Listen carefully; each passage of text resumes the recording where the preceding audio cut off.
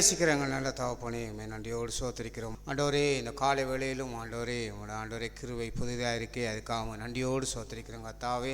இந்த காலை வேளையிலும் ஆண்டவரே இயேசுவே எங்கள் மத்தியிலே ஆண்டவரே நீர் வர முடியாது செபிக்கிறோங்க கத்தாவே. ஆண்டவரே இந்த ஆராணையை பொறுப்பெடுக்க முடியாது செபிக்கிறோங்க கத்தாவே. இந்த ஆராணை ஆண்டவரே கத்தாவே நீரே ஆண்டவரே கத்தாவே முடியும் மட்டும் ஆளுகை செய்யத்தக்கா ஆண்டவரே படிக்கிற பாடங்கள் ஜெபங்கள் வார்த்தைகள் அறிக்கை பதிவுகள் ஒவ்வொன்றையும் ஆண்டவரே நீர் ஆசீர்வதித்து தர முடியாது செபிக்கிறோங்க கத்தாவே. உங்களோட வல்லமுள்ள கருத்துக்களை ஒப்பு கொடுத்து இயேசு நாமத்தை ஜெயிக்கிற நல்ல தகப்பனே, ஆமென். பாடலன் கிறிஸ்தவ ஐக்கிய கீதங்கள் பாட புத்தகத்திலே 62வது பாடல். பாடலன் 62. போற்றிடுவோம் பராபரனை, சாற்றிடுவேன் சர்வ வல்லவரை என்றான பாடல். போற்றிடுவேன் பராபரனை, சாற்றிடுவேன் சர்வ வல்லவரை. போற்றிடுவேன் பராபரனை, சாற்றிடுவேன் சர்வ வல்லவரை. சோத்திர பாத்திரன் இயேசுவையே, நேத்திரமாய் எங்கும் பாடுவேன். சோத்திர பாத்திரன் இயேசுவையே, நேத்திரமாய் என்றும் பாடுவேன். ஆட்பரித்தேக மகிழ்வேன், ஆண்டவர் அன்பதை எங்கும் கூறுவேன். அணி போல் கருத்துடனே கைவிடாமல் என்னை காத்தனரே. கைமணி போல் கருத்துடனே கைவிடாமல் என்னை காத்தனரே. எத்தனையோ பல நன்மைகள் எத்தனையாண்டுகளாய் அளித்தார். எத்தனையோ பல நன்மைகள் எத்தனையாண்டுகளாய் அளித்தார். கர்த்தரே நல்லவர் என்பதையே கருத்துடனே ருசித்திடுவேன். கர்த்தரே நல்லவர் என்பதையே கருத்துடனே ருசித்திடுவேன். ஆட்பரித்தேக மகிழ்வேன், ஆண்டவர் அன்பதை எங்கும் கூறுவேன். கண்மணி போல் கருத்துடனே கைவிடாமல் என்னை காத்தனரே. கண்மணி போல் கருத்துடனே கைவிடாமல் என்னை காத்தனரே. பயப்படாதே என்றுரைத்தனரே, பரிசுத்த ஆவியானவரே. பயப்படாதே என்றுரைத்தனரே, பரிசுத்த ஆவியானவரே. வல்லம் போல் சத்துரு வந்திடனும் விரைந்தவரே கொடியேற்றினார். வல்லம் போல் சத்துரு வந்திடனும் விரைந்தவரே கொடியேற்றினார். ஆட்பரித்தேக மகிழ்வேன், ஆண்டவர் அன்பதை எங்கும் கூறுவேன். கண்மணி போல் கருத்துடனே கைவிடாமல் என்னை காத்தனரே. கண்மணி போல் கருத்துடனே கைவிடாமல் என்னை காத்தனரே. பொருத்தனைகள் துதி பலிகள் பணிவுடன் செலுத்தே ஜெபித்திடுவே. பொருத்தனைகள் துதி பலிகள் பணிவுடன் செலுத்தே ஜெபித்திடுவே. ஆபத்து காலத்தில் கூப்பிடுவேன், ஆண்டவரே செவி கொடுப்பார். ஆபத்து காலத்தில் கூப்பிடுவேன், ஆண்டவரே செவி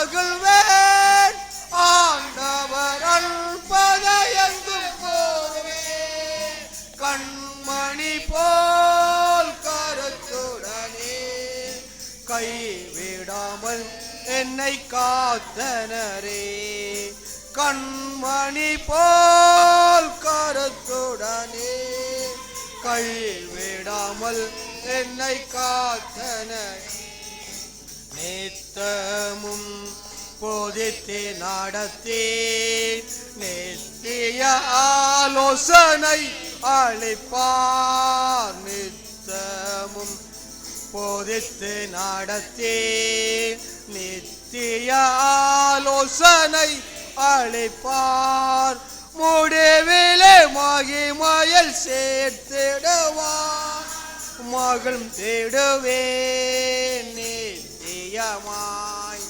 முடிவிலே மகிமையில் சேர்த்திடுவார் மகள் தேடுவேன் நித்தியமாய் ஆட்பரித்தே மகிழ்வேன் ஆண்டவர் அன்பதையங்கம் கோருவேன் கண்மணி போல் கருத்துடனே கைவிடாமல் என்னை காத்தனரே கண்மணி போல் கருத்துடனே கைவிடாமல் என்னை காத்தனரே. கர்த்தருடைய நாமம் மகிமைப்படுவதாக. மத்தேயு எழுதின சுவிசேஷம்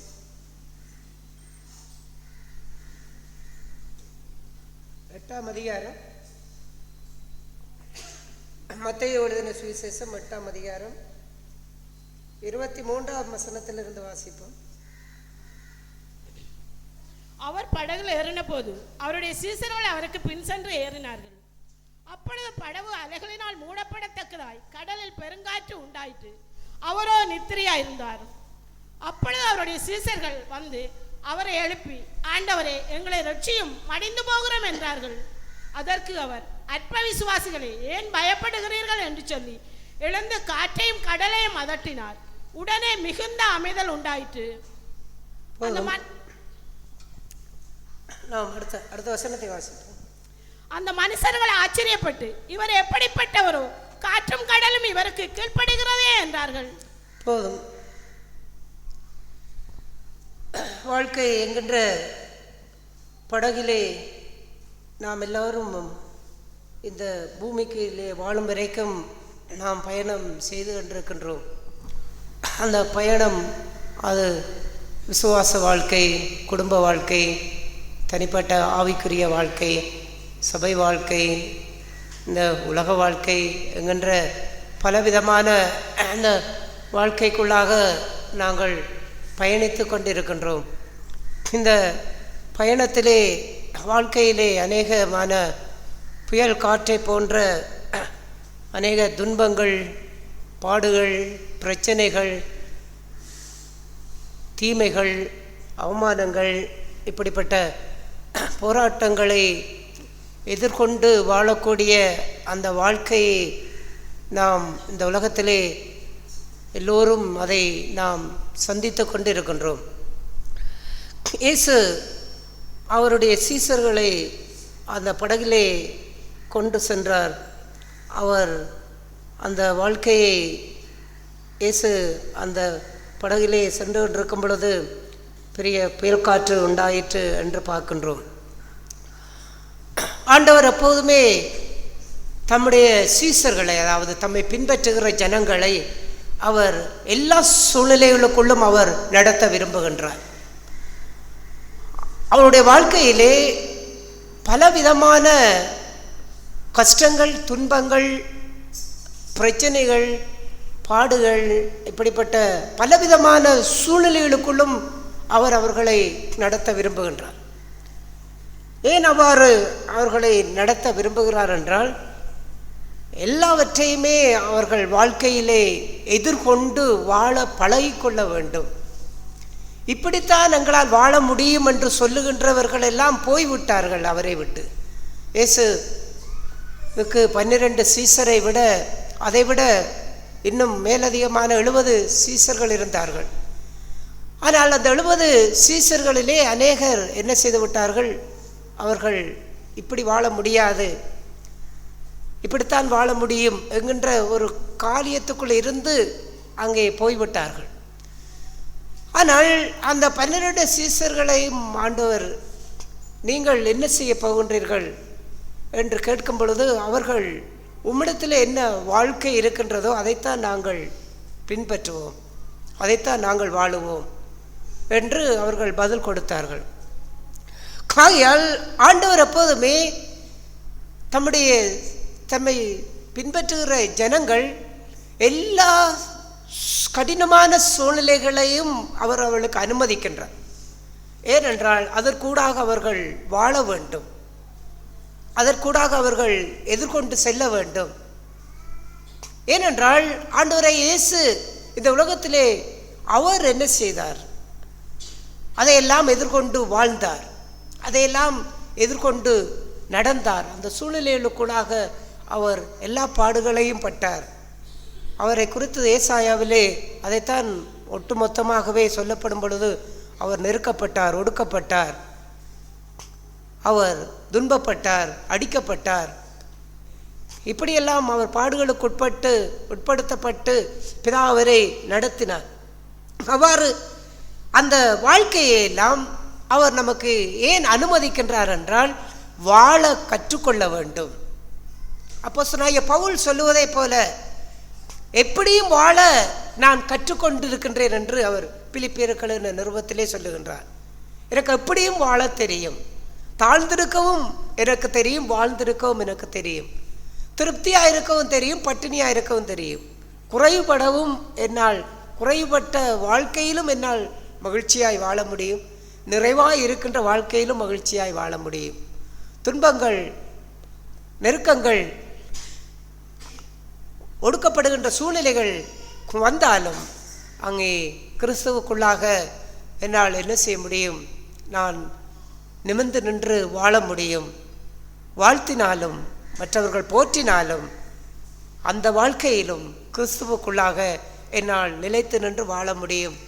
ஆகையால் இதைக்கெல்லாம் இயேசு என்ன செய்கின்றார் என்றால், பலன் கொடுக்க விரும்புகின்றார்.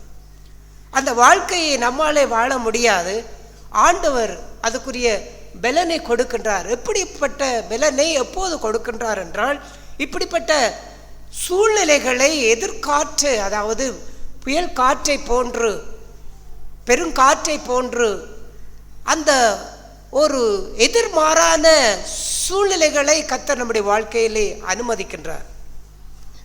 பெருங்காற்று என்கின்றதெல்லாம் அது நம்முடைய வாழ்க்கையிலே நாம் எதிர்கொள்ளக்கூடிய பிரச்சனைகள். இப்படியெல்லாம் அவர் அனுமதித்து, இதற்குள்ளாக நீ வாழ்வதற்கு என்ன செய்? பழகிக்கொள்.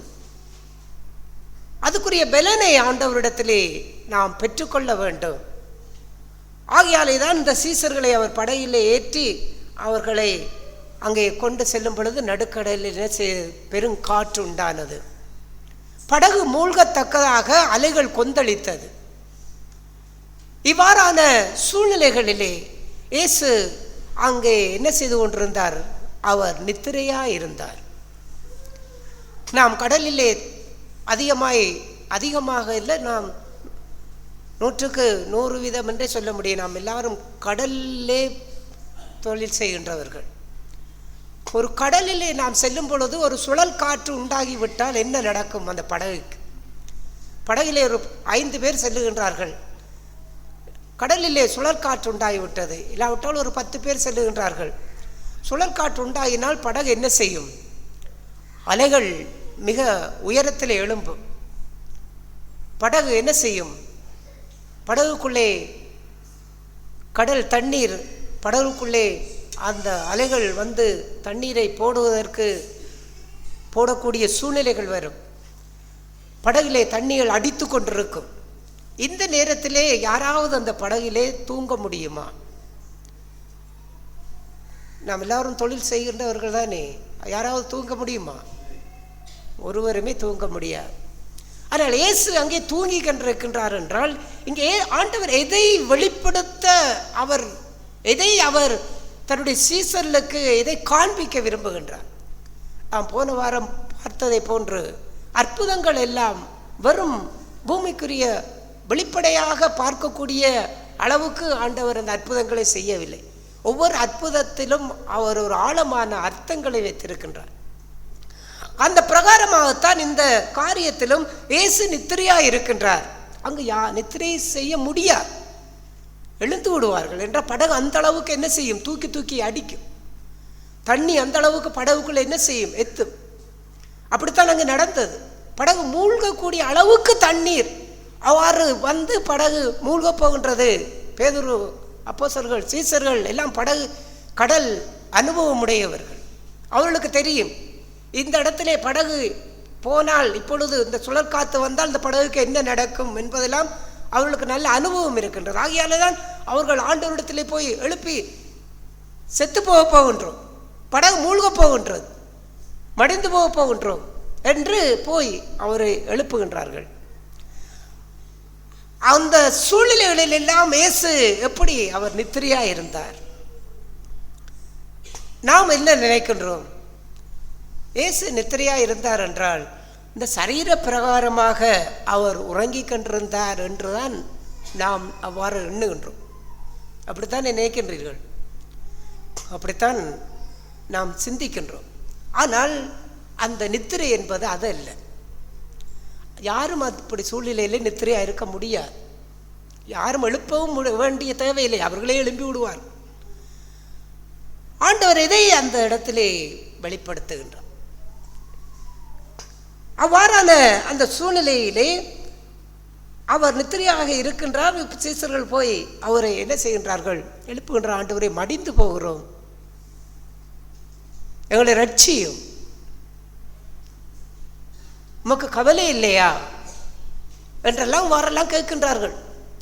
அப்பொழுது இயேசு என்ன செய்கின்றார், அற்ப விசுவாசிகளே ஏன் பயப்பட்டீர்கள்?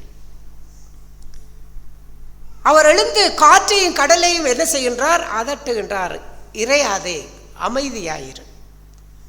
அப்பொழுது மிகுந்த அமைதல் உண்டாயிற்று என்று பார்க்கின்றோம். வாழ்க்கையிலே எதை இயேசு கற்றுக் கொடுக்க விரும்புகின்றார், ஒரு அமைதியான வாழ்வை நாம் வாழும்படிக்கு ஆண்டவர் நமக்கு கற்றுக் கொடுக்க விரும்புகின்றார். அந்த அமைதியான வாழ்வு இந்த உலகத்திலே நாம் சந்திக்கின்ற பிரச்சனைகள், துன்பங்கள், நெருக்கங்கள், கஷ்டங்கள், இப்படிப்பட்ட வியாதி சூழ்நிலைகள் மத்தியிலெல்லாம் வாழ்க்கை அமைதல் உள்ள வாழ்க்கையாக இருக்க வேண்டும். இயேசு செய்த காரியம் மிகுந்த அமைதி உண்டாயிற்று. கொந்தளிக்கின்ற கடல்கள் என்ன செய்தது, அடங்கினது. இரைச்சல் என்ன செய்தது, நீங்கினது. அமைதியை இயேசு வெளியிலே கொண்டு வந்தார், கடலிலே கொண்டு வந்தார். ஆனால் அந்த அமைதியை அவர் கடலிலே கொண்டு வருவதற்கு முன்பாக அந்த அமைதி எங்கிருந்தது தெரியுமா? அதுதான் ஆண்டவர் இந்த அற்புதத்திலே அவர் செய்த காரியம். அவரோ நித்திரையா இருந்தார். அவர் நித்திரையா இருந்தார் என்பதற்குரிய அர்த்தமே என்னென்றால், அவருடைய உள்ளத்திலே அமைதி தங்கியிருந்தது. அந்த உள்ளத்திலே அமைதி தங்கி இருந்தபடியினாலே அவர் என்ன செய்தார், அந்த புயலையும் காற்றையும் இந்த துன்பங்களையும் கண்டு அவர் பயப்படவில்லை, அவர் முறுமுறுக்கவில்லை, அவர் என்ன செய்வது ஏது செய்வதென்று திகைக்கவில்லை.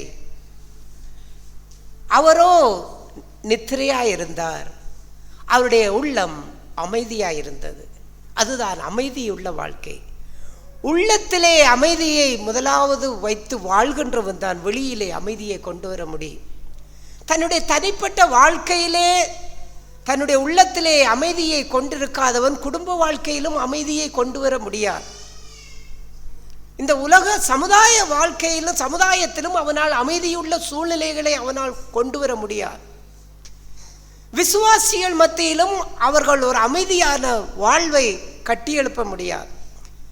சபைக்குள்ளும் அமைதியான ஒரு வாழ்வை கட்டியெழுப்ப முடியாது. அந்த அமைதிக்கு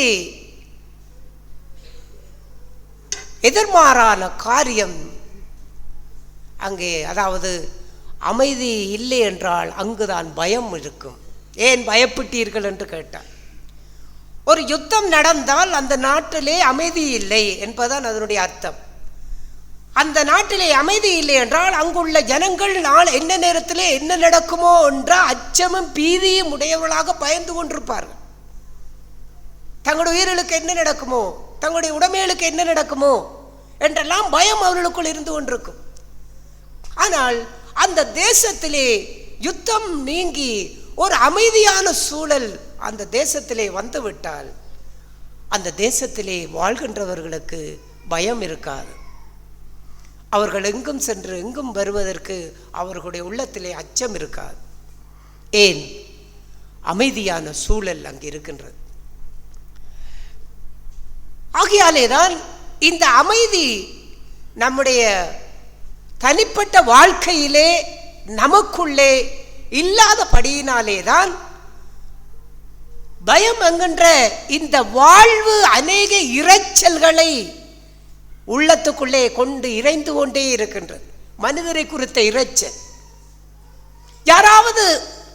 யார் மூலமாகவாவது நமக்கு ஒரு துன்பத்தை யாராவது கொடுத்து விட்டார்கள், ஒரு தீமையை கொடுத்து விட்டார்கள், நம்மை குறித்து குறையாய் பேசிவிட்டார்கள் என்றால் அவர்களை குறித்து உள்ள அங்கு இறைந்து கொண்டே இருக்கின்றது.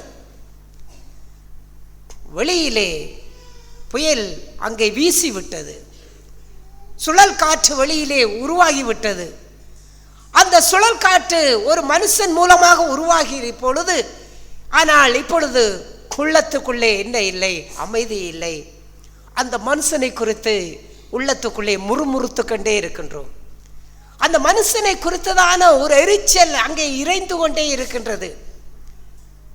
சிலர் சொல்லுவார்கள், ஒரே புறுபுறுத்து கொண்டே இருக்கிறேன். குடும்பத்திலே மனைவியோ கணவனோ ஏதாவது ஒன்றை செய்து விட்டால் அவர்கள் போய்விடுவார்கள், அவர்கள் அங்கே போய்விடுவார்கள். ஆனால் தனிமையில் இருந்து கொண்டே உள்ளத்துக்குள்ளே இறைந்து கொண்டே இருக்கின்றது. அவர்கள் பேசினதை குறித்த முறுமுறு அங்கே தங்களுடைய பாட்டுக்கு பேசிக்கொண்டே இருப்பார்கள். தனிமையில் இருந்து பேசிக்கொண்டே இருப்பார்கள், தனிமையில் இருந்து முறுமுறுத்து கொண்டே இருப்பார்கள். வாயால் இல்லாவிட்டாலும் அங்கே இரைச்சல் இருந்து கொண்டே இருக்கின்றது. எங்கே அமைதியை முதலாவது கொண்டு வர வேண்டும்? குடும்பத்திலே அமைதி வர வேண்டுமாக இருந்தால் இங்கே இரைச்சல் அடங்க வேண்டும். அந்த இரைச்சலை இயேசு தன்னுடைய தனிப்பட்ட வாழ்க்கையிலே அடக்கினார். தன்னுடைய தனிப்பட்ட வாழ்க்கையிலே அவருக்கு விரோதமான எத்தனையோ காரியங்களை செய்தார்கள். அவர் நம்பினவர்கள் கூட, அவர் நம்பின சீசர்கள் கூட அவருக்கு எதிர்மாறாய் நடந்தார்கள். அவர் வாழ்ந்த குடும்பத்திலே அவர் வாழும் பொழுது இந்த குடும்பத்தில் உள்ளவர்கள் எல்லாம் அவரை என்ன செய்தார்கள்? பைத்தியக்காரன்,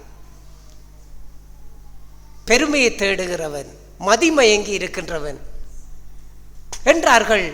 வெளியில் இருப்பவர்கள் பிசாசுகளின் தலைவன், அசுத்த ஆவிகளை கொண்டிருக்கின்றான். இன்னும் எத்தனையோ ஜனங்கள் எத்தனையோ விதமான தீமைகளையும் அவருக்கு விரோதமான பொய்யான காரியங்கள் எல்லாவற்றையும் அவருக்கு விரோதமாய் செய்தார்கள். அவரை மரணாக்கினைக்கு உட்படுத்தக்கூடிய அளவுக்கு செய்தார். ஆனால் அவருடைய உள்ளத்தில் இரைச்சலை அடக்கினார். இறையாதே, அமைதியாயிரு. யாருக்கு விரோதமாக நம்முடைய இருதயம் கொந்தளிக்கிறது? எந்த மனுஷனுக்கு விரோதமாக இந்த இருதயத்திலே இரைச்சல் இருக்கக்கூடாது. அமைதி என்றால் ஒரு சத்தமே இல்லாமல் இரவிலே எப்படி அமைதியான ஒரு சூழல் இருக்கின்றது. அமைதி என்பதற்கு அதுதான். ஒரு சின்ன இரைச்சல் கூட அந்த உள்ளத்திலே இருக்கக்கூடாது. அப்படி என்றால் இந்த உலகத்திலே சுழல் காற்றை போன்று மற்றவர்கள் நமக்கு ஏதோ ஒன்றை செய்து விட்டார்கள் என்றால் அவர்களை குறித்ததான காரியத்திலே இந்த உள்ளம் எப்படி இருக்கின்றது? இந்த படகு அசையாமல் அது கடல் கடந்து செல்லக்கூடிய அளவுக்கு அங்கே ஒரு இரைச்சல் இல்லாத ஒரு வாழ்வை இந்த உள்ளத்திலே நாம் கொண்டு வாழ்வதற்கு எத்தனை சகோதர சகோதரிகள் நாம் பிரயாசப்படுகின்றோம். இயேசு வெளியிலே எப்படி அமைதியை கொண்டு வந்தார், அதை வெளியிலே இரைச்சலை அமைதிப்படுத்தி காற்றையும் கடலையும் அமைதிப்படுத்துவதற்கு முன்பாக அவரிடத்திலே அமைதி இருந்தபடியினாலே தான் அவர் வெளியிலே அமைதிப்படுத்தினார். இவர் எப்படிப்பட்டவரோ, காற்றையும் கடலையும் இவர் அதட்டுகிறாரே, இவருடைய வார்த்தை எப்படிப்பட்டது, அந்த வார்த்தையிலே வல்லமை எப்படி வந்தது, வல்லமை அமைதியை அவர் முதலாவது இரைச்சலை தன்னுடைய வாழ்க்கையிலே அதட்டினார். தன்னுடைய உள்ளத்திலே இறைய விடவில்லை. பொருளாதார கஷ்டங்கள் வரும் பொழுது பயம், நாளைக்கு என்ன செய்வது, என்னுடைய தேவையை எப்படி நிறைவு செய்வது, இந்த நெருக்கடியான சூழ்நிலையிலே நான் என்ன செய்வேன், ஏது செய்வேன் என்றெல்லாம் அங்கே இந்த சீசர்கள் மடிந்து போகிறோம். கவலை இல்லையா, எங்களுக்கு உதவி செய்யும் என்றெல்லாம் அவருடைய இருதயத்திலே இருந்த இரைச்சல்களை போன்று இப்படியான கஷ்டங்கள் வரும் பொழுது, வாழ்க்கையில் குடும்பத்திலே கஷ்டங்கள், கஷ்டமான ஒரு நெருக்கடியான சூழ்நிலை வரும் பொழுது, யாராவது நம்முடைய பணத்தை ஏமாற்றி விட்டார்கள், யாராவது நம்முடைய வருமானத்தை அபகரித்து விட்டார்கள், யாராவது நம்முடைய பொருளை அவர்கள் அபகரித்து விட்டார்கள், அப்படிப்பட்ட காரியங்கள் எல்லாம் வரும் பொழுது எத்தனை மனிதர்களை குறித்து இந்த உள்ளத்திலே இறைந்து கொண்டே இருக்கின்றது. ஏன் இப்படி செய்தார், ஏன் இப்படி எனக்கு தீமை செய்தார், ஏன் இப்படி எனக்கு நஷ்டப்படுத்தினார், ஏன் என்னை இப்படி ஏமாத்தினார், ஏன் என்னுடைய பணத்தை இப்படி ஏமாத்தினார், ஏன் எனக்கு இப்படி கஷ்டம் வருகின்றது, நான் என்ன செய்வேன், இந்த நெருக்கடியில் என்ன செய்வேன், ஏது செய்வேன் என்று எல்லாம் இரைச்சல். இந்த இரைச்சல் இருந்து கொண்டு இருக்கின்றதுனாலே அந்த இரைச்சலை அடக்க வேண்டும் என்கின்ற காரியத்துக்குள்ளே அங்கே நாம் செய்ய வேண்டிய காரியம், நம்மோடு கூட ஆண்டவர் இருக்கின்றார். ஆண்டவர் இல்லாத படகாக இருந்தால் அந்த படகு மூழ்கும்.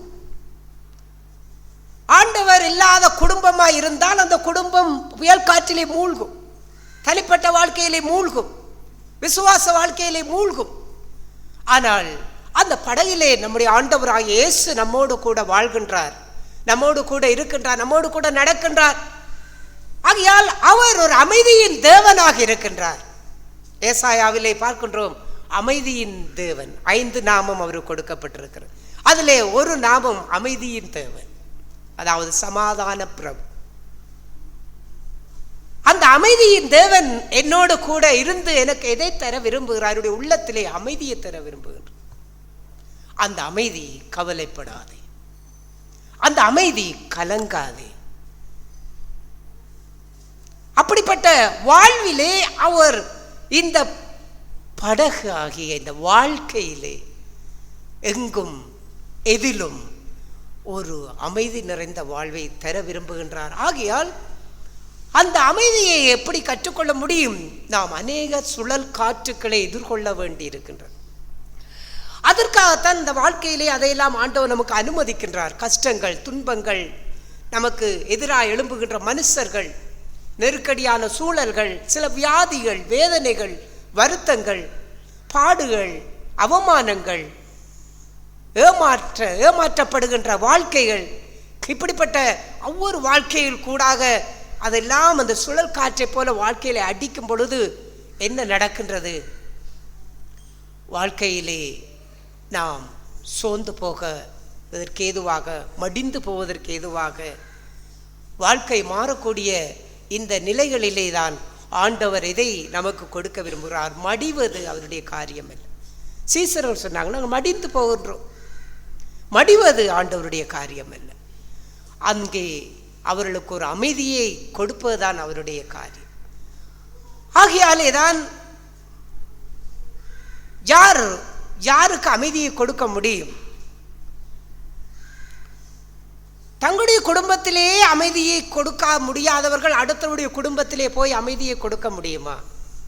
தங்களுடைய குடும்பத்திலேயே கணவன் மனைவி சண்டை போட்டுக்கொண்டு இருப்பவர்கள், எப்போதுமே இரைச்சல், இறைந்து கொண்டே இருக்கின்ற வாழ்வு, ஒருவருக்கொருவர் விரோதமாக உள்ளத்திலே இறைந்து கொண்டே இருக்கின்றார்கள். இவர்கள் எப்படி அடுத்த குடும்பத்திலே இரைச்சலை எப்படி அடக்க முடியும்? அமைதிப்படுத்த முடியாது. அந்த வார்த்தையிலே வல்லமை இருக்காது. எத்தனை பிரசங்கங்களை பிரசங்கிக்கலாம், அதிலே பிரசங்கங்களிலே ஜீவன் இல்லை. வெறும் பிரசங்கம் எல்லாம் அது வெறும் அறிவுதான். ஆனால் நாம் அப்படிப்பட்ட பிரச்சனையிலே இருக்கின்ற குடும்பத்திலே போய் ஒரு அமைதியான சூழலை உருவாக்க வேண்டுமாக இருந்தால் அமைதி எங்களிடத்திலே இருக்க வேண்டும். அவரோ நித்திரையா இருந்தார். ஆண்டவர் இயேசு வாழ்க்கையிலே இப்படிப்பட்ட சூழ்நிலைகளிலே எந்த அளவுக்கு அவருடைய உள்ளத்திலே அமைதி இருந்தது, அதுதான் அவர் கப்பலின் பின்னணியத்தில் அவர் நித்திரை செய்து கொண்டிருந்தார் என்பதை காட்டுகின்றது. அந்த அமைதியைத்தான் அவர் வெளியிலே சீசர்களுக்கு கொடுத்தார். என்னுடைய சமாதானத்தை உங்களுக்கு கொடுக்கிறேன் என்றார். இந்த அமைதியை உலகம் உங்களுக்கு தர முடியாது, எந்த மனுஷனும் உங்களுக்கு தர முடியாது. நீங்கள் ஒரு குடும்பத்துக்குள்ளே ஒரு பிரச்சனை, கணவன் மனைவிக்குள்ள ஒரு பிரச்சனை வந்து விட்டது, பிள்ளைகள் பெற்றோருக்குள்ள ஒரு பிரச்சனை வந்து விட்டது, சபையில் உள்ள விசுவாசிகளுக்குள்ள ஒரு பிரச்சனை வந்து விட்டது. இந்த பிரச்சனைகளை தீர்ப்பதற்கு, இந்த பிரச்சனைகளை அமைதிப்படுத்துவதற்கு தன்னுடைய உள்ளத்திலே அமைதியை கொண்டு வாழாத மனுஷனாலே இந்த அமைதியை கொண்டு வர முடியாது. ஆகையால் புத்தி சொல்லுவர்களுக்கு ஏராளமானவர்கள் இருக்கின்றார்கள், ஆலோசனை சொல்வதற்கு ஏராளமானவர்கள் இருக்கின்றார்கள். குடும்பத்திலே தாங்களே சண்டை பிடிக்கிறவர்கள் கூட என்ன செய்வார்கள், இன்னொரு சண்டை பிடிக்கிற குடும்பத்துக்கு போய் புத்தி சொல்லுவார்கள். ஏன் இப்படி எல்லாம் இருக்கு? புருஷனுக்கு கீழ்ப்படியாமல் இருப்பவர்கள் இன்னொரு புருஷனுக்கு கீழ்ப்படியாத ஒருக்கு மனைவிக்கு என்ன சொல்ல முடியும்? புத்தி சொல்லுவார்கள். நீ இப்படி நடக்காது, இப்படி செய்யாதே. அது அந்த இரைச்சலை அமைதிப்படுத்த முடியுமா? நிச்சயமாய் முடியாது. அமைதி நமக்குள்ளே வேண்டும். ஆகையால் குடும்பத்திலே எதிர்மாறான சூழ்நிலைகள் வரும் பொழுது எந்த அளவுக்கு இந்த உள்ளம் அமைதியாக இருக்கின்றது. கணவனை குறித்த இரைச்சல் இன்றைக்கும் உங்களுடைய கணவனை குறித்து இறைந்து கொண்டே இருக்கின்றதா? ஏதோ அவர்கள் செய்த காரியம், ஏதோ அவர்கள் பேசின காரியம், இல்லாவிட்டால் உங்களோடு நடந்து கொண்ட விதத்தை குறித்து இன்னும் அந்த இரைச்சல் உள்ளத்தில் இருந்து இறைந்து கொண்டே இருக்கின்றதா? அந்த புயல் இன்னும் அடங்கவில்லை. இல்லாவிட்டால் மனைவியை குறித்ததான இரைச்சல், பெற்றோரை குறித்தோ, பிள்ளைகளை குறித்தோ, விசுவாசிகளை குறித்தோ, இப்படியெல்லாம் இந்த இரைச்சல் வாழ்க்கையிலே இறைந்து கொண்டு இருக்கும் வரைக்கும் நம்மால் வெளியிலே அமைதியான ஒரு வாழ்வை ஆண்டவருக்குள்ளே கட்டி எழுப்ப முடியாது. இயேசு இந்த இரைச்சல் எல்லாம் அதட்டினார்.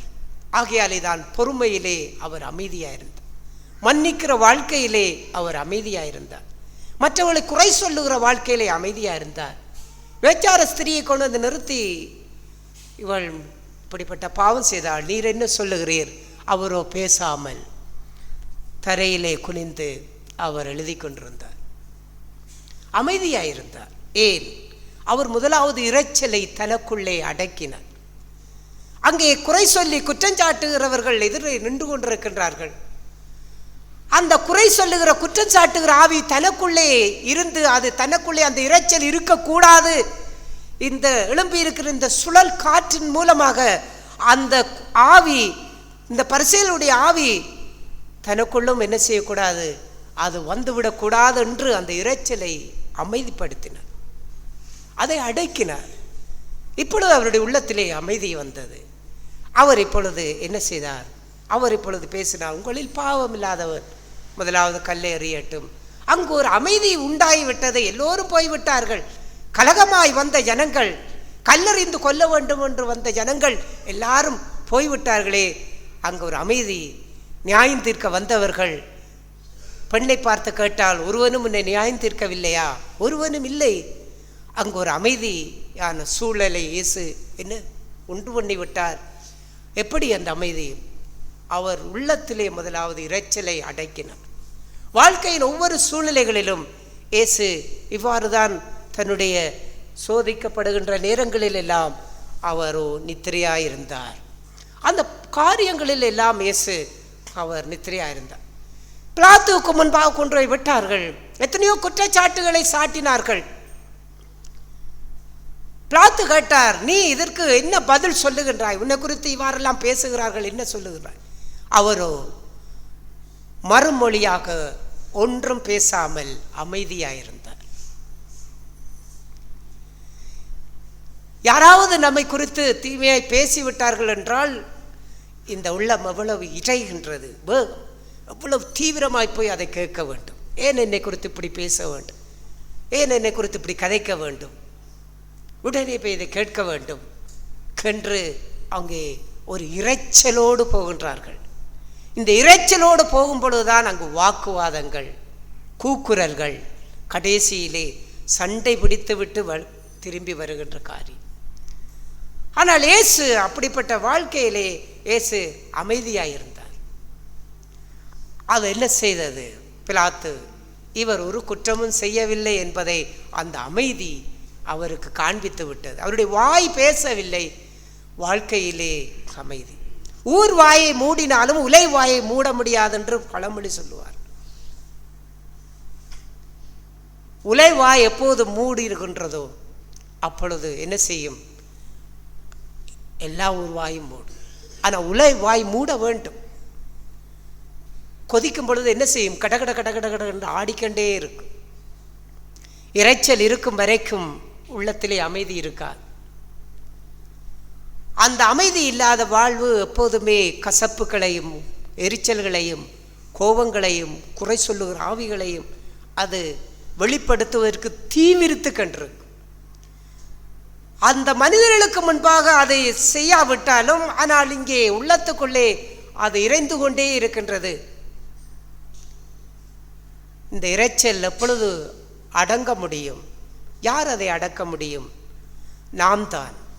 நம்முடைய படகிலே ஆண்டவராகி நம்முடைய வாழ்க்கையிலே ஆண்டவர் எப்போதும் அவர் இந்த படகிலே பயணம் செய்ய விரும்புகின்ற ஆண்டவர் இந்த இரைச்சலெல்லாம் அவர் அனுமதிக்க மாட்டார். நாம் வாழ்கின்ற இந்த வாழ்வு ஏதோ ரட்சிக்கப்பட்டோம், சபையில் இருக்கின்றோம், சத்தியங்களை கேட்கின்றோம், ஆவிக்குரிய காரியங்களை குறித்தெல்லாம் அறிந்திருக்கின்றோம், இப்படியே நம்முடைய வாழ்க்கையை கடைசி வரைக்கும் இந்த சபையிலே இருந்து நாம் வாழ்ந்து விட்டு போய்விடுவோம். அதல்ல, இயேசுவை போன்ற அந்த சுபாவம் வேண்டும். உங்களை பற்றி யார் குறையாய் பேசினாலும் அந்த குறையாய் பேசின அந்த மனுஷனை குறித்து இரைச்சல் இருக்கக்கூடாது. அதை முதலாவது நான் அமைதிப்படுத்த வேண்டும். நீங்கள் அந்த காரியங்களை குறித்து கேட்கலாம், ஆனால் இரைச்சலோடு போகாதீர்கள், அமைதியாக இருங்கள். உங்களுக்கு யாராவது உங்களை ஏமாற்றி விட்டார்கள், உங்களுக்கு நஷ்டப்படுத்தி விட்டார்கள், உங்களுக்கு தீமை செய்து விட்டார்கள், அப்படிப்பட்ட காரியத்தின் நிமித்தம் உங்களுடைய இருதயத்திலே கடல் பொங்கி அலை எழும்புவதை போன்று அது எழும்பும் பொழுது அதை அமைதிப்படுத்துங்கள். இறையாதே, அமைதியாயிரு. உள்ளத்திலே முதலாவது அமைதியை கொண்டு வாருங்கள். யாருக்கு விரோதமா எந்த விசுவாசிக்கோ உலக மனுஷரோ குடும்பத்திலே இருக்கக்கூடிய கணவன் மனைவி பிள்ளைகளோ இரைச்சல் உள்ளத்திலே இருப்பதை நாம் அனுமதிக்காமல் அதை அதட்டி அமைதிப்படுத்தாவிட்டால் அந்த குடும்பத்தில் எப்பவுமே சண்டை, சச்சரவு, பிரச்சனை, பிரிவினை, குறை சொல்லுவது, வெறுப்பு எல்லாம் இருந்து கொண்டே இருக்கும். ஏன் தான் இந்த வாழ்க்கையோ, ஏன் தான் இவரை திருமணம் முடித்தேன், ஐயோ ஏன் தான் இந்த பிள்ளை எனக்கு பிறந்ததோ, ஏன் தான் இந்த பெற்றோர்களோடு நான் இருக்கிறேனோ, இறைந்து கொண்டே இருக்கின்றது. ஆனால் இயேசு எந்த சூழ்நிலைகளுக்குள்ளும் வாழ வேண்டும் என்பதுதான் ஆண்டவருடைய காரியமாக இருக்கின்றது. அவன் கடினமுள்ள மனுஷனாக இருக்கலாம், முரட்டாட்டமுள்ள மனுஷனாக இருக்கலாம். நாம் நம்பினவன் எனக்கு விரோதமாக தன் குதிங்காலை தூக்கினான், என் பிராண சிநேகிதன், உயிர் நண்பன், அவன் என்னை காட்டி கொடுப்பதற்கு தீவிரம் கொண்டான் என்று சங்கீதத்திலே இயேசு கிறிஸ்துவை குறித்ததான தீர்க்க தரிசனத்தை பார்க்கின்றோம். அந்த மனுஷனோடும் அவரால் வாழ முடிந்ததே. அப்படி என்றால் இந்த பூமியிலே ஆண்டவர் அனுமதிக்கின்ற எந்த சூழ்நிலைகளிலும் நாம் வாழ வேண்டும் என்பதான் அவருடைய காரியம். தன்னுடைய சீசன் வாழ வேண்டும்.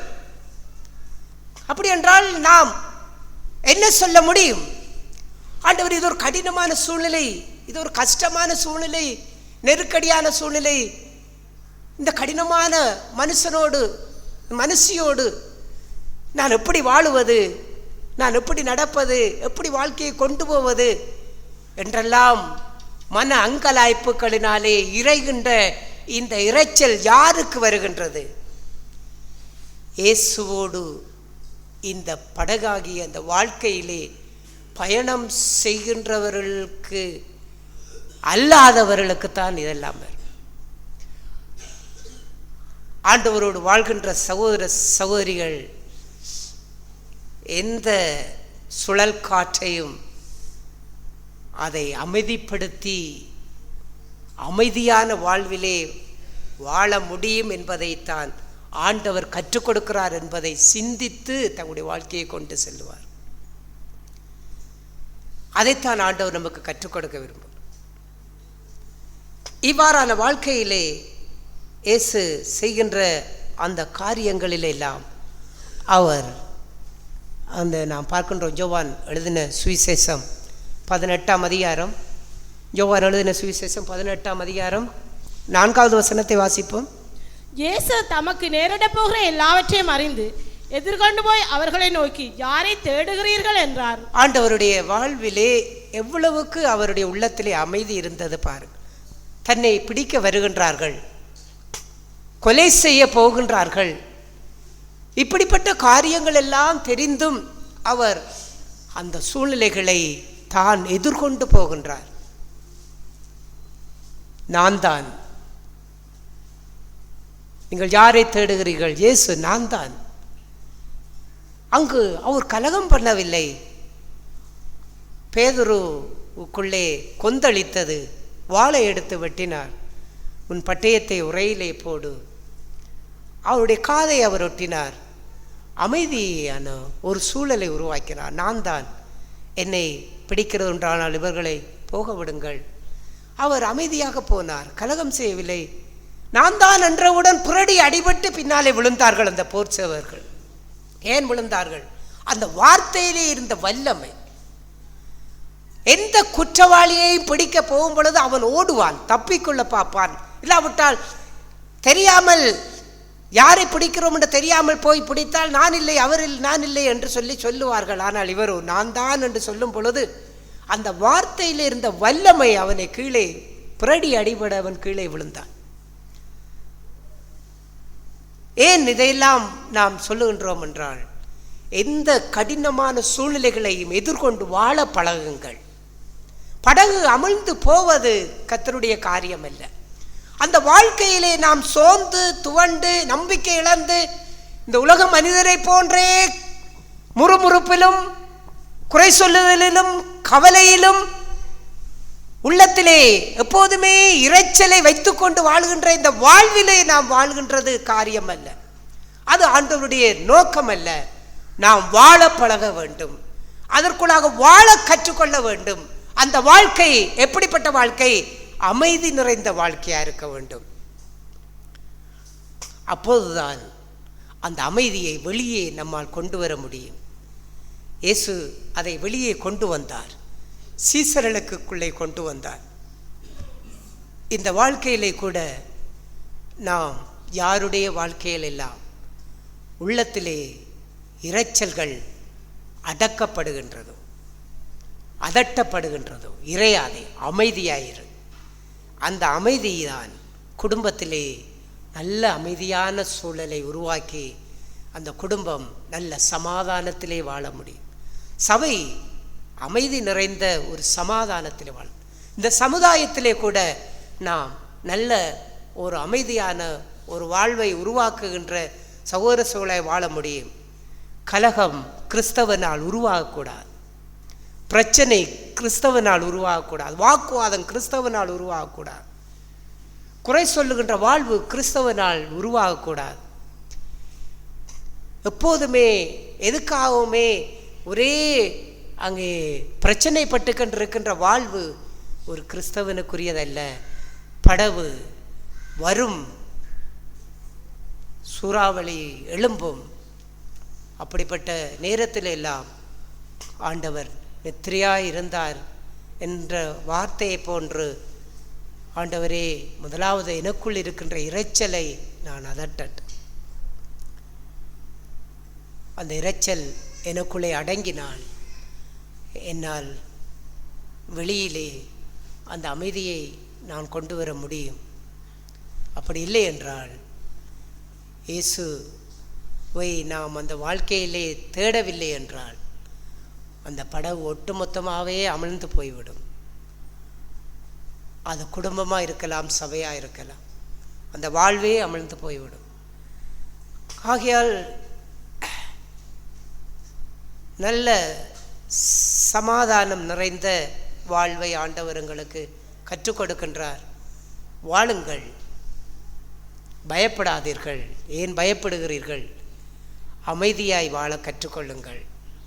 உங்கள் உள்ளத்திலே அமைதி இல்லை என்றால்தான் நீங்கள் எல்லாவற்றுக்கும் பயந்து கொண்டே இருப்பீர்கள். அந்த பயத்தை ஒழிப்பது அமைதி. அமைதி வேண்டுமாக இருந்தால் எந்தெந்த சூழ்நிலைகளெல்லாம் உங்களுக்குள்ளே இரைச்சலை உங்களுக்குள்ளே உண்டு பண்ணிக்கின்றிருக்கின்றதோ அதை அதட்டி அமைதிப்படுத்துங்கள்.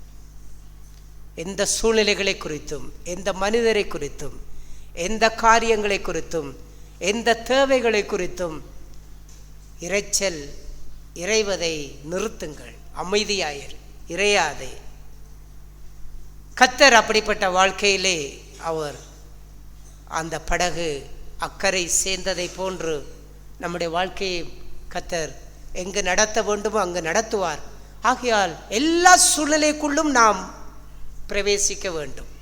எல்லா துன்பங்களையும் நாம் எதிர்கொள்ள வேண்டும். எல்லா பிரச்சனைகளுக்குள்ளும் கர்த்தர் எங்களை நடத்துவார். எல்லா கஷ்டங்களுக்குள்ளும் நடத்துவார். ஏன்? நாம் கற்றுக்கொள்ள வேண்டும், வாழ கற்றுக்கொள்ள வேண்டும். அந்த வாழ்க்கை தான் கடைசி வரைக்கும் ஆண்டவரோடு கூட நம்மை கொண்டு போய் சேர்க்க முடியும். ஆண்டவரோடு கூட அந்த படகிலே நாம் செல்ல முடியும். இந்த வாழ்விலே நாம் நம்முடைய தனிப்பட்ட வாழ்வு, குடும்ப வாழ்வு, சபை வாழ்வு, இந்த சமுதாயத்திலே நாம் வாழ்கின்ற இந்த வாழ்விலெல்லாம் எங்கும் எதிலும் அமைதி உள்ளத்திலே தங்கி வாழும்படிக்கு எங்கெல்லாம் யார் மூலமாக எந்த சூழ்நிலை மூலமாக இரைச்சல்கள் வரும்போதெல்லாம் அதை அதட்டி அமைதிப்படுத்தி வாழ்வோம்.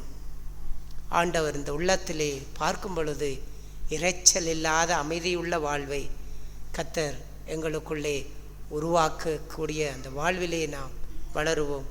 ஆண்டவர் நம்மை ஆசீர்வதிப்பாராக. தேவன் சபையில் பேசிய வார்த்தைக்காக தேவனை அதிகமாக சோதரிக்கிறேன். ஆண்டவர் பேசிய போல் உண்மையாக இயேசு அவர் எங்களுடைய வீட்டிலே சரி அல்லது எங்களுடைய தனிப்பட்ட வாழ்க்கையிலே சரி வருகிற சூழ்நிலை மத்தியிலே, நெருக்கடி மத்தியிலே, சோதனை மத்தியிலே இயேசு எங்களோடு கூட இருக்கிறார் என்கிற அந்த உண்மையான ஒரு உணர்வை பெற்ற ஒரு வாழ்க்கையிலே வாழும்போது நிச்சயமாய் வருகிற சோதனைகள், துன்பங்கள், துயரங்கள் ஒவ்வொன்றையும் மேற்கொள்ள முடியும், முறியடிக்க முடியுங்கிற அந்த விசுவாசத்தை ஆண்டவர் அதிகமாய் கொடுத்திருக்கிறார். ஏன்னு சொன்னால் அங்கே எல்லாத்துக்கும் பயப்படுகிற ஒரு வாழ்க்கை தான் முதலாவது வரும். இதே என்ன திடீரென்று ஒரு காரியம் வந்தால், திடீரென்று ஒரு ஆபத்து வந்தால், திடீரென்று ஒரு அதிர்ச்சியான ஒரு காரியங்கள் சொன்னால் உடனே பயப்படுகிற ஒரு வாழ்க்கை. ஆனால் அந்த பயம் எல்லாம் உண்மையாய் பரலோக ராஜ்யத்துக்கு கொண்டு போகாத ஒரு வாழ்க்கைங்கிறதான் பரிசுத்த ஆவியானவர் அதிகம் வெளிப்படுத்தினார். அங்கே வெளிப்படுத்தின விசேஷத்தில் சொல்கிற போல் 21ஆம் அதிகாரத்தில் சொல்கிற போல் அங்கே வேச்சரக்காரர், அங்கே எல்லா கொலைபாதகர் எல்லாரோடும் கூட பயப்படுகிறவர்களையும் ஆண்டவர் என்ன செய்தார்? அதே அந்த பாவத்தோடு பயப்படுகிறவர்களையும் அந்த ஒரு பட்டியலிலே போட்டார். ஆனால் உண்மையாக பயப்படுகிற வாழ்க்கைங்கிறதெல்லாம் அங்கே இயேசு கிறிஸ்து எங்களிடத்தில் இல்லையேங்கிற ஒரு வாழ்க்கை தான். ஆகையால் அந்த நேரத்தில் விசுவாசத்தோடு அந்த காரியங்கள் ஒவ்வொன்றையும் அமைதிப்படுத்தத்தக்கா, விசுவாசத்தோடு அதை அகற்றத்தக்கதா, அப்படியாப்பட்ட வாழ்க்கையை தேவன் இன்னும் அதிகமாய் கொடுக்கத்தக்கா பிரயாசப்படும் வாஞ்சிக்கிறேன். அந்த வாழ்க்கைக்குள்ளாக என்ன நடத்தி அந்த பயத்தின் ஆவியில் பதட்டப்படுகிற ஒவ்வொரு வாழ்க்கையும் தேவன் தகர்த்து விசுவாசத்துக்குள்ளாக அங்கே கொண்டு எல்லா காரியங்கள் மத்தியிலும் அமைதலான ஒரு நிலைக்குள்ளாக தேவன் நடத்த தேவன் கிருபை செய்வார்னு விசுவாசிக்கிறேன். ஆமென். ஆவியானவர் சபையில் கொடுத்த அந்த இளைப்பாறுதல் உள்ள வார்த்தைக்கான தேவனை அதிகமாக ஸ்தோத்தரிக்கிறேன். ஒரு சிறு பிள்ளையை அதோ பேய் நிற்கிறேன் என்று பயமுறுத்தினவுடன் அந்த பிள்ளை தன்னுடைய தகப்பனிடத்திலேயோ தாயினிடத்திலேயோ ஓடி வந்து அந்த தாயை தகப்பனை கட்டி அணைத்து அந்த பயத்திலிருந்து அந்த பிள்ளை இளைப்பாடுகிறது. இயேசு கிறிஸ்துவும் தன்னுடைய பிதானுடைய அரவணைப்பிலே அவர் இருக்கிற அந்த துணிச்சலிலே அவர் அந்த தனக்கென்று ஒரு பிதா இருக்கிறார். அவர் தன்னை எல்லாவற்றிலும் எந்த புயலிலும் அவர் ரட்சிக்க வல்லமுள்ள என்பதை உணர்ந்த இயேசு கிறிஸ்து, அதை கற்றுக்கொண்ட இயேசு கிறிஸ்து அந்த புயலிலே தன்னை அவர் கலங்கப்படுத்தாதபடிக்கு அவர் நிம்மதியாக இளைப்பாறினார். நானும் என்னுடைய ஜீவியத்திலே என் குருவாகிய இயேசு கிறிஸ்துவை எனக்கென்று ஒரு பிதா இருப்பார் என்றார். என்னை அவருடைய கரங்களை நான் கட்டி அணைத்து கொண்டு நான் வாழும்போது எனக்குள்ளே எந்த புயலும் காற்றும் என்னை அலக்களிக்க முடியாது. நான் நிம்மதியாக என்னுடைய தூக்கத்தில் இளைப்பாறுவேன். எப்பேற்பட்ட புயல் வாழ்க்கையில் ஜீவியத்தில் வந்தாலும் நான் இளைப்பாறுகிற ஒரு வாழ்க்கையை நான் கற்றுக்கொள்வேன். அதுதான் உண்மை. அதை நான் விசுவாசிக்கிறேன். தேவன் நிச்சயம் இனிவர் நாளிலும் கூட அதையே நான் பற்றி கொண்டு வாழ எனக்கு உதவி செய்வான்னு நம்பி அறிக்கை செய்கிறேன். அறிக்கை காத்துக்கொள்ள கர்த்தர் உதவி செய்வாராமென். தேவனுடைய நாமம் இப்பொழுதாக காலை வேளையிலே தேவன் பேசிய வார்த்தைக்கான தேவனுக்கு நான் நன்றி செலுத்துகிறேன். காலை வேளையிலே தேவன் பேசிய வார்த்தையின் மூலம் எனக்கு உணர்த்திய காரியமெல்லாம் இன்று இந்த நாட்களில் நான் செய்கிறான் அந்த கடத்தொழில் செய்கிறான் அந்த தொழில் வேலைகளிலே வருகின்றான் அந்த புயல் அடிக்கின்றான் அந்த வேலைகளிலே அந்த வள்ளத்தை நான் அந்த புயலிலே எவ்வாறு அதை கட்டுப்படுத்தி அந்த வள்ளத்தை அந்த வலையின் அருகிலே நான் அமர்த்தி என்னுடைய தேவைக்கு ஏற்றபடி நான் அதை காரியத்தை சரி செய்கிறேன் என்பதை குறித்து தந்தவன் காலை வேளையிலே எனக்கு உணர்த்தியிருந்தார். நான் எத்தனை புயல்கள் எத்தனை இது நிலைகள் வந்தாலும் நான் அந்த காரியத்திலே எந்தளவுக்கு நான் அதை பாடுபட்டு அதை அந்த வள்ளத்தை நான் அமர்த்துகிறான் அந்த அனுபவத்தை பெற்று கொண்டிருக்கிறேன் என்பதைத்தான் நான் சிந்தித்தவனாய் அந்த காரியத்தை நான் அந்த அனுபவத்தை நான் அடைந்து கொண்டிருப்பேன். ஆனால் நான் அடுத்த காரியங்களிலே அதே போல வருகின்றான் எத்தனை புயல்கள் வந்தாலும் அந்த அனுபவத்தை வைத்து நான் அந்த காரியத்தை அடுத்த முறையும் அதை சரி செய்யக்கூடியான காரியம்.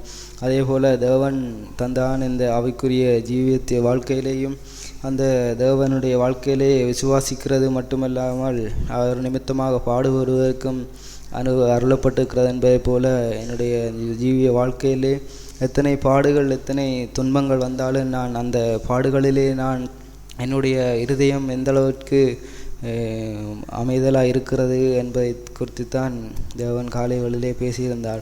நான் அந்த பாடுபடுகிறான் அந்த வேளையிலே அந்த சோதனைகள் வேளையிலே நான் அதை முறுமுறுக்கக்கூடியவனாகவும் எரிச்சல் அடையக்கூடியவனாகவும் இருப்பேனானால் அடுத்த முறை வருகின்றான பாடுகளிலே நான் அதே போலேயே நான் எரிச்சல் அடையத்தக்கதாகவும் முறுமுறுக்கத்தக்கதான் இருப்பேன்.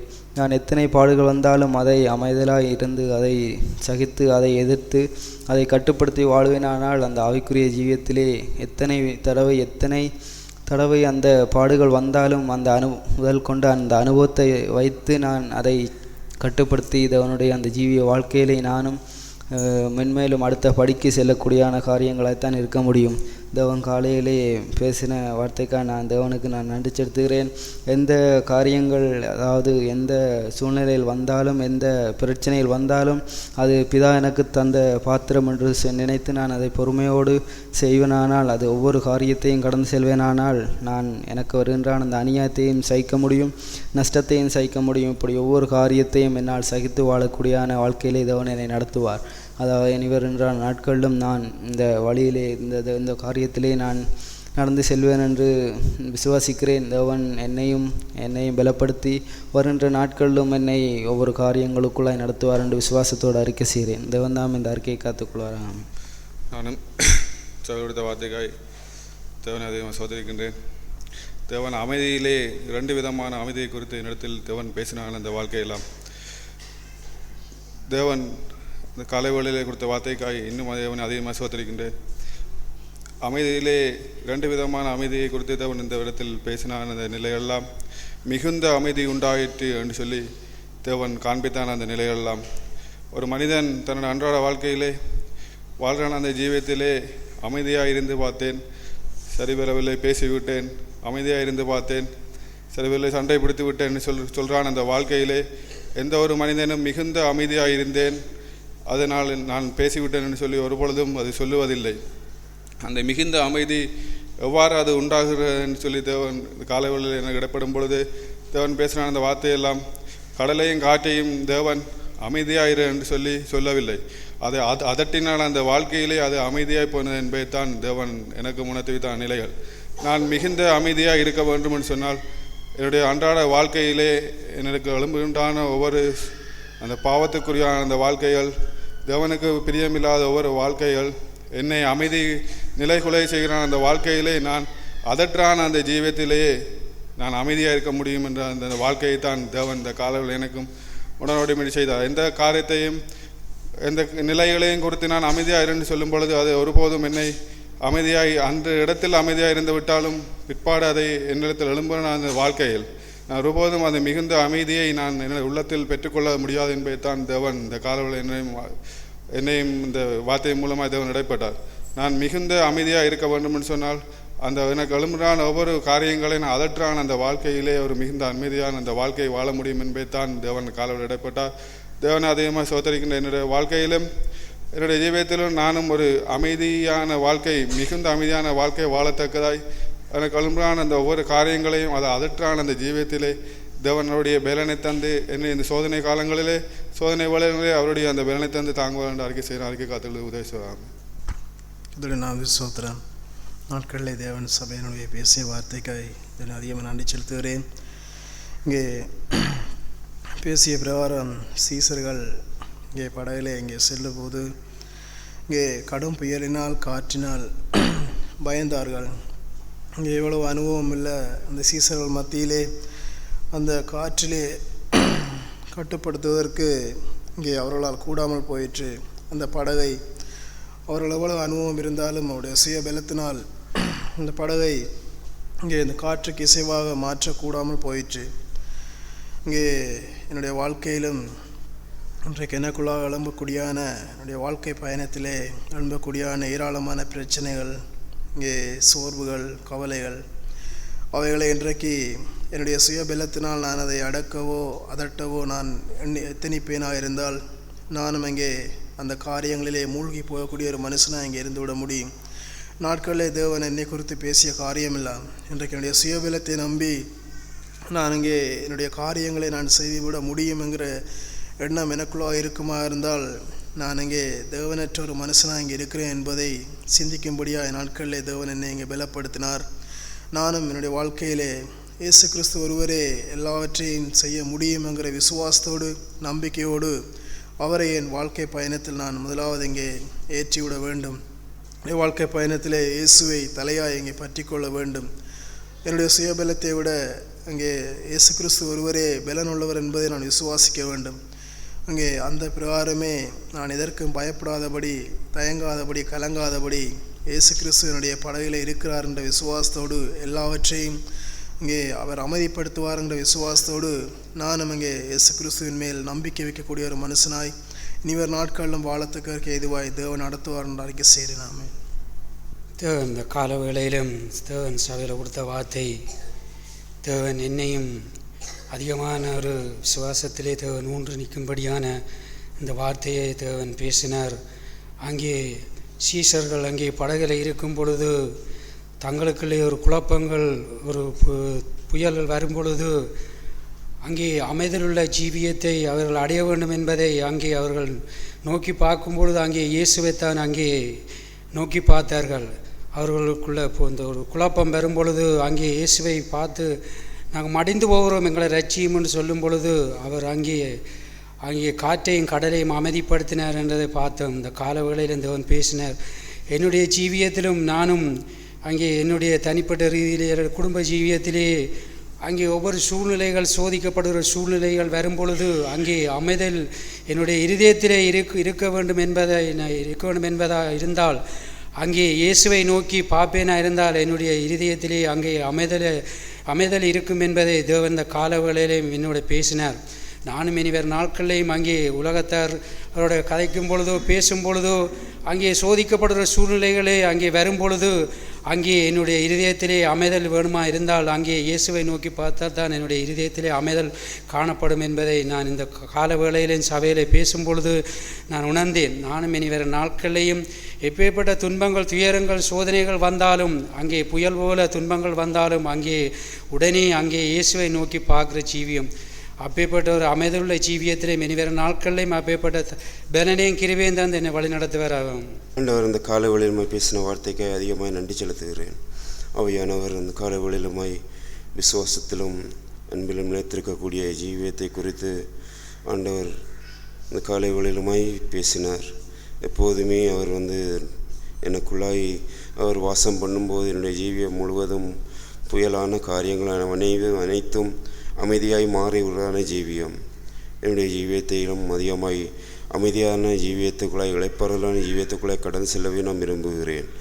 ஆவியானவர் இந்த புயலிலும் காற்றிலும் அடிபட்ட போது சீசர்கள் இந்த இடத்தில் நாங்கள் மடிந்து போகிறோம் என்று சொல்லி தங்களுடைய வாழ்க்கையை அலக்களித்தான ஒரு வாழ்க்கை. என்னுடைய ஜீவியத்திலும் இந்த பூமியில் நான் வாழும் குடும்ப ஜீவியத்தில் வாழும் காலங்களிலும் எந்த சூழ்நிலையிலும் இந்த அலக்களிக்கக்கூடியன ஜீவியம். எப்போதுமே அந்த அசையாத விசுவாசம் நான் தேவனிடத்தில் எப்போதும் உறுதியாய் பற்றி கொண்டு நான் தேவனிடத்தில் உண்மையாய் நான் வாழ்வேன்னு சொன்னால் எந்த சூழ்நிலையிலும் என்னுடைய ஜீவியம் அலக்களிக்காதபடி ஒரு இளைப்பாறுதலான ஜீவியத்துக்குள்ளே கடந்து செல்லும் என்பதைத்தான் நான் இந்த வழியிலுமாய் ஆவியானவர் வெளிப்படுத்தினார். எப்போதுமே என் ஜீவியம் முழுவதும் கரடு முரடான பாதைகளிலும் எப்போதும் நான் இளைப்பாறக்கூடிய ஜீவியம், எந்த சூழ்நிலை கண்டும் பயப்படாத ஜீவியம். என்னுடைய என் வாழ்க்கையை குறித்து எழும்புறான புயல் போன காரியங்கள், என் குடும்பத்தில் நடக்க புயல் போன காரியங்கள் எல்லாம் அமைதலாய் மாறிவிடும் என்பதை குறித்து நான் எப்போதும் தேவனுக்குள்ள விசுவாசமாக வைத்திருந்து அதை நான் எப்போதும் இளைப்பாறுதலுக்காக கடந்து செல்வேன் சொல்லி நான் விசுவாசிக்கிறேன். ஆவியானவர் எந்த சூழ்நிலையிலும் எப்போதும் அவருக்கு முன்பாக நான் உண்மையும் உத்தவமாய் நடந்து அவருடைய இளைப்பாறுதலை கண்டுகொண்டு அவருடைய பாதபடியிலே சரணடைந்து எல்லாவற்றையும் அவருக்கு முன்பாக ஒப்பு கொடுத்து விசுவாசமுள்ள வாழ்க்கையிலும் விசுவாசத்தில் நிலைத்திருக்கக்கூடிய வாழ்க்கையிலும் எப்போதும் எல்லாம் கடந்து செல்லும் என்ற ஒரு வாழ்க்கைக்குள்ளே கடந்து சென்று ஆவியானவர் கடந்து வரப்போகும் நாட்களும் நடந்து செல்ல ஆவியான உதயசுவான்னு சபையில் அறிக்கையிடுகிறோம். கர்த்தருடைய பரிசுத்தம் அமையப்படுவதாக. ஆண்டவர் காலை வேளையிலே பேசிய வார்த்தைக்காய் ஆண்டவரை ஸ்தோத்தரிக்கிறேன். ஆண்டவர் காலையிலே பேசிய வார்த்தைகளிலே அங்கே அநேக குறைவுகளை என்னுடைய ஜீவியத்திலே இருப்பதை நான் இந்த காலை வேளையில் உணர்கிறேன். அந்த குறைகளை நிவர்த்தி செய்து ஆண்டவருடைய சமூகத்தில் எங்கே நிற்க வேண்டும் என்று நான் வாஞ்சிக்கிறேன். என்னுடைய வாஞ்சையை கர்த்தர் தாமே இங்கே நிலைநிறுத்துவார் என்று விசுவாசிக்கிறேன். தேவன் தாமே எனக்கு உதவி செய்வாராகாமே. கர்த்தருடைய பரிசுத்த ஸ்தோத்திரம். தேவன் காலை வேளையிலே பேசிய வார்த்தைக்காய் தேவனை அதிகமாக நன்றி செலுத்துகிறேன். தேவன் காலை வேளையிலே பேசியான வார்த்தையைப் போல இந்த அமைதல் உள்ளான ஒரு ஜீவியம் அது எந்தளவுக்கு ஒரு கிறிஸ்தவ வாழ்க்கையிலே தேவை என்பதை குறித்து பரிசுத்த ஆவியானவர் காலை வேளையிலே இடைப்பட்டு பேசினார். தேவன் இஸ்ரவேல் ஜனங்களை வனாந்திரத்தின் வழியாய் நடத்தி சென்றான நோக்கமெல்லாம் அந்த கானான் தேசத்தை அவர்கள் கண்டுகொள்ளும்படிக்க அவர்களை அழைத்து சென்றார்.